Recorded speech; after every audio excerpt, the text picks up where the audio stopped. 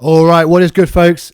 Having had some time to stew on the Harry Potter trailer a bit, like a good cup of tea, and watch a few reactions to it, I felt like I'd jump on here again with a few more thoughts.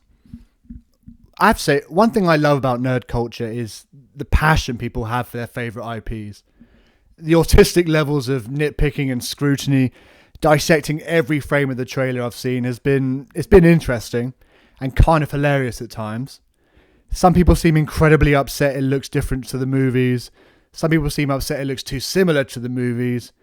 It looks like Hogwarts Legacy, but also looks nothing like Hogwarts Legacy. The broomsticks look wrong. The robes look wrong. Hagrid's beard looks wrong.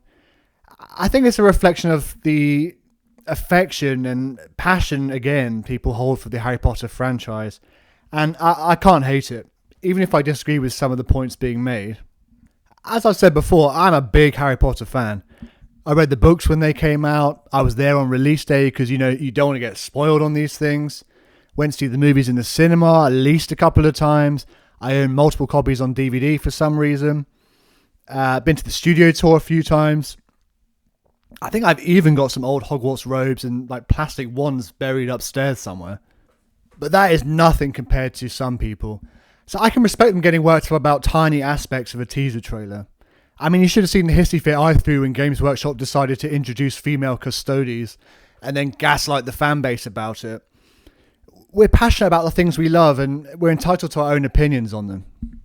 With all that said, regarding the reaction to Papa Essiedu, I realise I'm in the minority here, at least within the sphere of content I tend to watch. Channels like Nerdrotic, Ryan Kinlow over RK Outpost. I love watching these dudes and they vehemently disagree with my take that Papa looks alright as Snape. I trust and respect these guys' opinion on things within the culture because they've been there, they know their shit. However, I've also seen creators who have explicitly stated that they don't like Harry Potter and others who have nothing to do with anything at all that could be considered nerdy, offering up opinions, and I don't know, it feels a bit performative to me. Maybe I'm just being a hypocrite because, like I said earlier, we are all entitled to our own opinions on these things. But it's hard to shake the feeling that some of these guys are just jumping on the bandwagon, really, and seeing it as an excuse to lambaste the dude.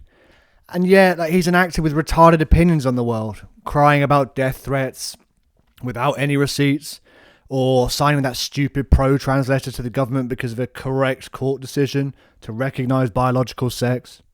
But I think we have to take it for what it is. HBO is required to have a black actor in there, presumably because of stupid DEI quotas. I don't agree with it. Again, I think it's backwards, unmeritocratic, if that's even a word. It causes more division. It only goes one way. It's retarded.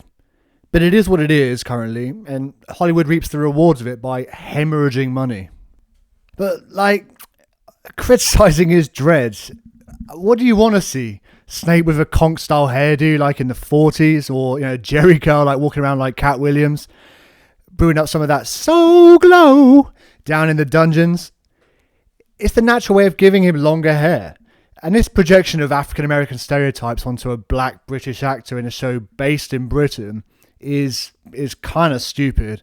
But yeah, I guess we do have many things in common between us. It is weird though, because I've seen reactions to Snape from people who have no problem with race swaps in other fantasy shows like House of the Dragon or Knight of the Seven Kingdoms, but they're losing their mind over this one. Maybe it's because they're not as pivotal characters as Snape, but you have to ask, where do you draw the line on this? It's a tough question for sure. I will reiterate right here, I don't think he should have been cast in the role in the first place. I think HBO is deliberately stoking the flames and inviting unnecessary commentary and politicisation of the show, as well as sticking Papa Essiedu right in the firing line. But he's here, and I maintain that he really doesn't look that bad. Although, why does he have that zipper on his outfit? I can respect the rejection of his casting, but you're not getting Alan Rickman again, and you're not getting Adam Driver. I think Essiedu has a tall task to trump what the late great Rickman gave us, but I kind of want to see what he can do, which is a complete 180 from where I was even just a few days ago. I think I've just accepted his casting is what it is, and yeah, let's see what he can do with it. But Papa, a word of advice, mate, please shut your mouth and get on with the acting, because Victimizing yourself isn't going to ingratiate yourself to a fan base that already is against you. Anyway, I feel like I've navigated that decently enough, maybe. As for the rest of the cast, I would like to see Hagrid a little bit bigger. I mean, Harry is tiny, and yet Hagrid, the half giant, just looks like a normal sized bloke next to him. Dudley looks like an arsehole, which is great. He could be fatter, but yeah, it is what it is. Same to be said for his father, Vernon, although the original Vernon actor was disgustingly fat towards the end, and I'm fairly sure he died not long after, so yeah, perhaps it's for the best. Petunia looks good, even without the long craney neck. We do catch a few glimpses of some smaller characters. I think we see Neville in the Herbology class and one of the Patil twins. McGonagall looks great. I'm not sure about Dumbledore's hat, which kind of makes him look a bit like a Hasidic Jew, but whatever. One of the criticisms I saw was there wasn't enough whimsy in the trailer, and I think that's fair, like it is pretty dark.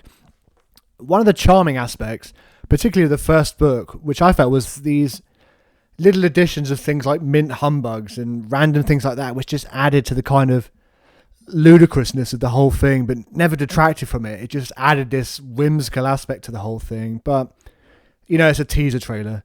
And we do see things like Hagrid making a snow angel. Why he's making a snow angel? No idea. I think the trio do look great. I hope they make Hermione an obnoxious know-it-all and really don't shy away from it.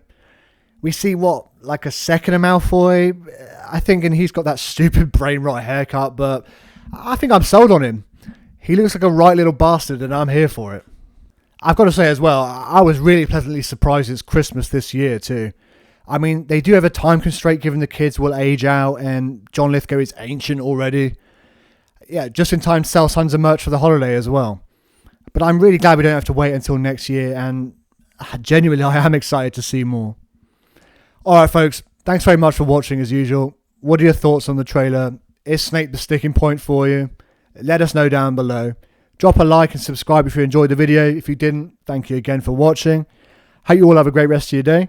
Take care. Cheers. Just let yourself